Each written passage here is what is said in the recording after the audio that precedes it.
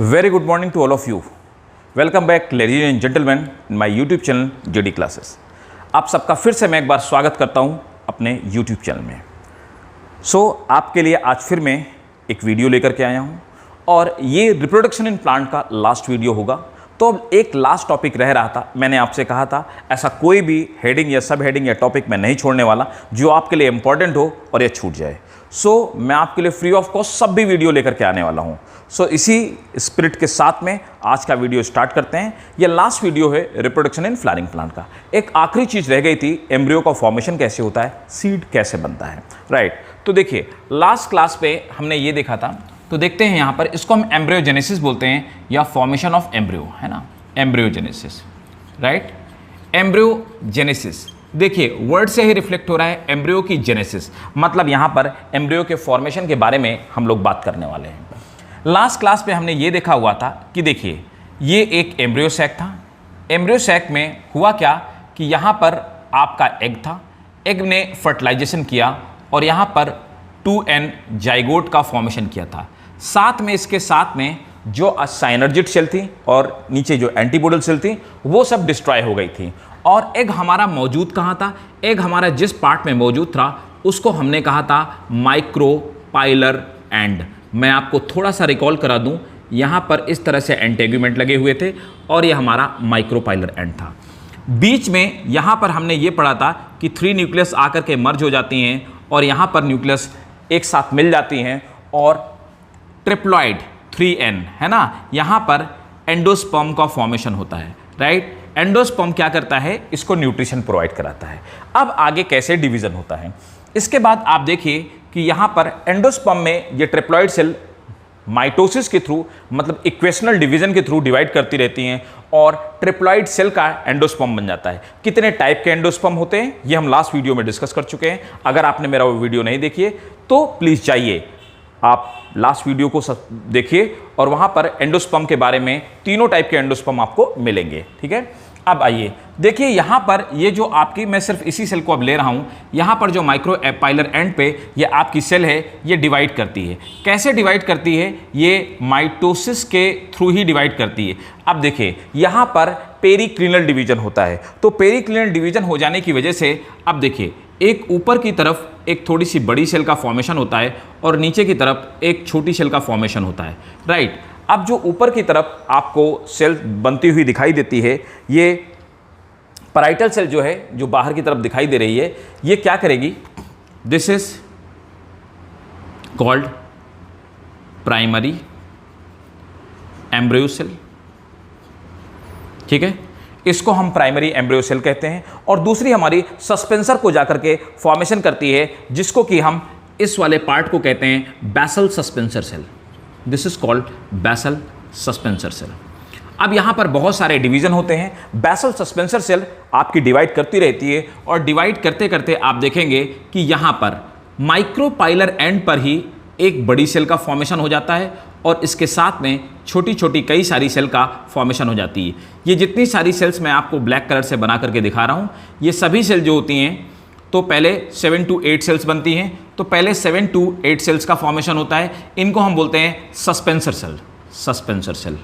उसके बाद 16 to 19 sales का फॉर्मेशन हो जाता है और सस्पेंसर सेल एक बड़े से सस्पेंसर का फॉर्मेशन हो जाता है। सस्पेंसर के नीचे अब आप देखेंगे ये ऊपर की तरफ जो सेल है इसको हम लोग बोलते हैं हॉस्टोरियल सेल, हॉस्टोरियल सेल, जो आगे जाकर के हॉस्टोरिया का फॉर्मेशन करती है।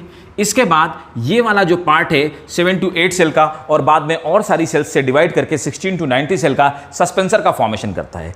इसके साथ में नीचे की तरफ जो सेल अटैच्ड है ये सिर्फ एम्ब्रियो का फॉर्मेशन करती है। अब देखिए this is formation of embryo. Embryo के फॉर्मेशन करने के बाद में इसमें भी अब डिवीजन स्टार्ट हो जाता है। जब इसमें डिवीजन स्टार्ट होता है तो इसमें डिवीजन ऐसे होता है, पहले ये 4 सेल स्टेज बनती है, उसके बाद में ये 8 सेल स्टेज का फॉर्मेशन करता है। ये 8 सेल स्टेज, अब देखिए इसके चारों तरफ जो आपको मौजूद दिखाई दे रहा है वो ये वाला पार्ट है, मतलब एंडोस्पर्म वाला पार्ट है। ये हॉस्टोरिया क्या करता है, एंडोस्पर्म को सक करना शुरू करता है और एंडोस्पर्म से न्यूट्रिशन लेना शुरू करता है। मैंने आपको बताया था कि एंडोस्पर्म का फंक्शन ही है कि एम्ब्रियो डेवलप होने वाले एम्ब्रियो के लिए न्यूट्रिशन को प्रोवाइड करना। अब यहाँ पर 8 स्टेज है ना, 8 सेल एम्ब्रियो का फॉर्मेशन होता है। 4 सेल्स आपको आगे दिखाई देंगे और 4 सेल पीछे ही दिखाई देंगे। इसके बाद फर्दर और डिवीजन होता है और 16 सेल एम्ब्रियो का फॉर्मेशन होता है। तो आप देखिए ये होस्टोरिया और बड़ा हो जाता है, इसका साइज बढ़ता ही जाता है, ये न्यूट्रिशन प्रोवाइड करता रहता है और नीचे इसके सस्पेंसर लगा होता है और सस्पेंसर के साथ में आप देख पाएंगे कि आखिरी में यहाँ पर एम्ब्रियो बना होता है।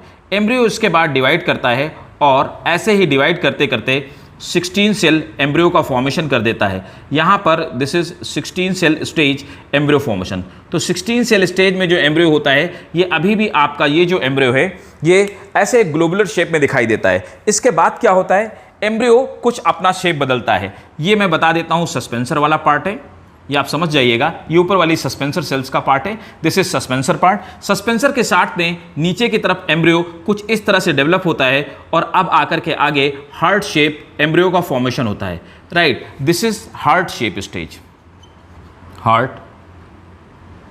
Heart shape embryo. Heart shape embryo का फॉर्मेशन हो जाता है। यहाँ पर इसमें आप देखेंगे कि यहाँ पर एक्सटर्नल एक एपिडर्मल लेयर होती है, इस एपिडर्मिस का फॉर्मेशन हो जाता है। लाइट आप देखिए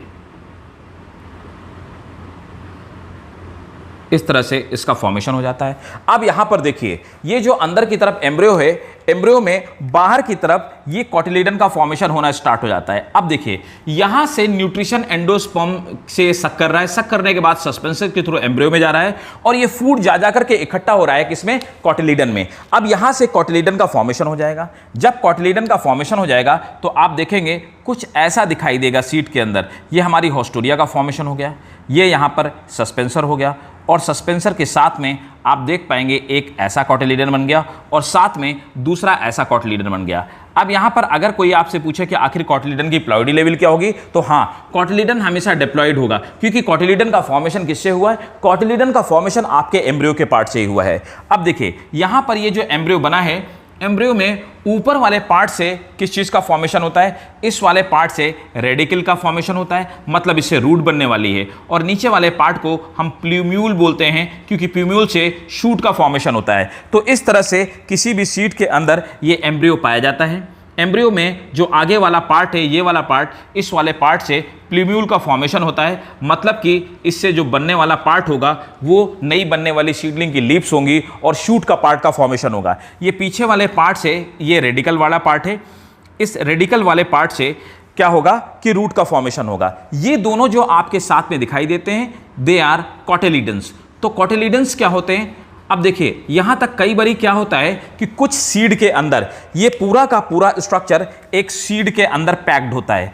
अब कुछ सीड्स के अंदर आप देख पा रहे होंगे कि कुछ सीड जो होते हैं उन सीड के अंदर एंडोस्पर्म रह जाता है। अगर इसके अंदर एंडोस्पर्म बच गया, मतलब कि होस्टोरिया ने पूरा एंडोस्पर्म कंज्यूम नहीं किया, तो ऐसे सीड को हम एंडोस्पर्मिक सीड बोलते हैं या एल्ब्यूमिनस सीड बोलते हैं। दूसरे वो सीड जिसमें कि होस्टोरिया ने पूरा का पूरा एंडोस्पर्म को कंज्यूम कर लिया है, खा लिया है, न्यूट्रिशन ले लिया है और उसने पूरा का पूरा उस न्यूट्रिशन अपने कोटिलीडन में स्टोर कर लिया है, ऐसे सीड को नॉन एंडोस्पर्मिक या नॉन एल्ब्यूमिनस सीड हम कहते हैं, राइट। तो इस तरह से सीड के अंदर ये एम्ब्रियो पैक होता है।